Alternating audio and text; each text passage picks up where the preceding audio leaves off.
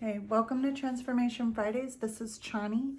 We are talking about beliefs today, and I want to make sure that we get some really good understanding of how to identify beliefs, because I think that we overestimate the ease with which people are able to identify beliefs, and then we sort of have this expectation of shifting beliefs before we even get the basics down of being able to identify what they are. And so a lot of times when we start doing work on ourselves and we start really addressing the dysfunction and addressing the emotional states that cause us to feel like we are walking through quicksand or fucking just dealing with things inside of our own being, and we feel alone and separated and isolated and all of these things, we start doing work on that and really exploring where that stuff is coming from. Beliefs are always going to be the foundation that rest under our emotional landscape. And so as we start to do this work, and anybody watching these videos, you have some inclination to do work on yourself so that you can be a healthy, emotional, fully functioning being, either sovereign or within sacred union, like whatever that looks like for you. If we don't know how to identify our beliefs, then doing that work can become much more arduous than it needs to be and repetitive.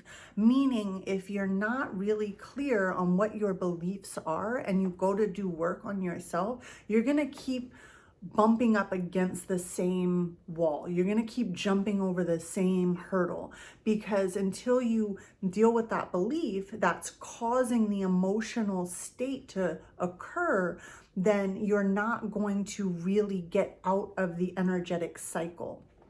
And so identifying beliefs can be something that is not always clear.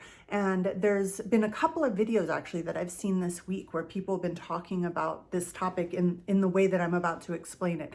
And I find it really, really helpful. So the baseline statement that I want you to walk away with today, if you take nothing, take this: I see what I believe. I see what I believe.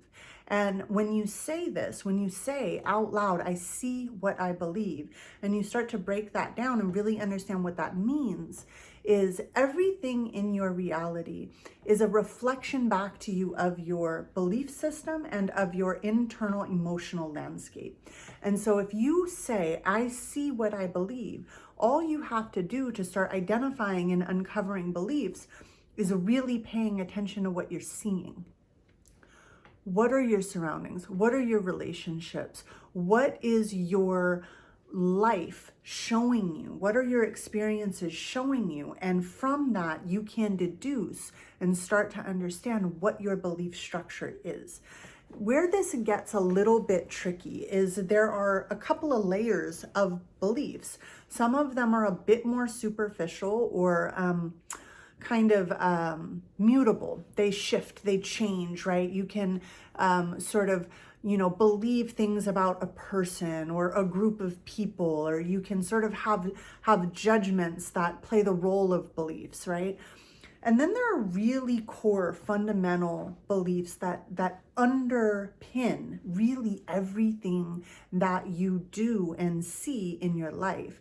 And this is where we want to start to identify what are the synchronicities and synergies across the aspects of our life that we are looking at to inform us of our beliefs, right?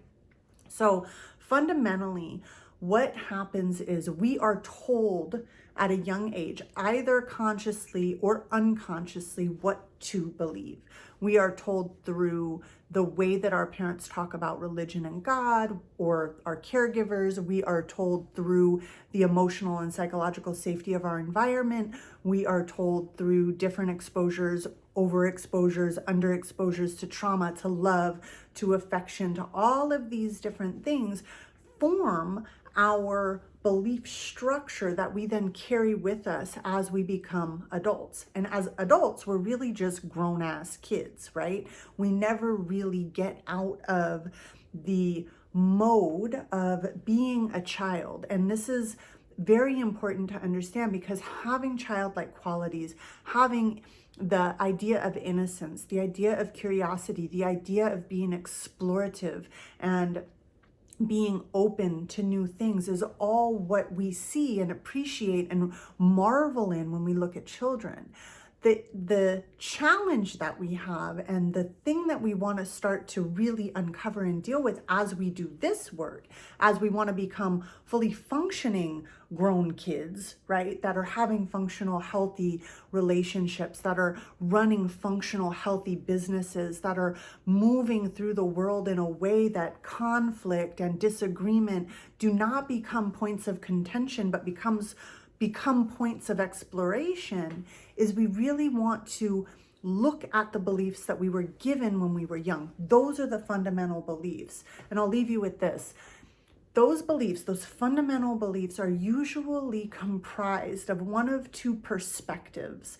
And the perspectives are either going to be based in unity or based in duality. And what that means is that you either are seeing things through a lens of abundance and support and connection, or you're seeing things through a lens of scarcity and separation and lack, right? And so these two sort of general modes of seeing the world are really going to dictate how you move through.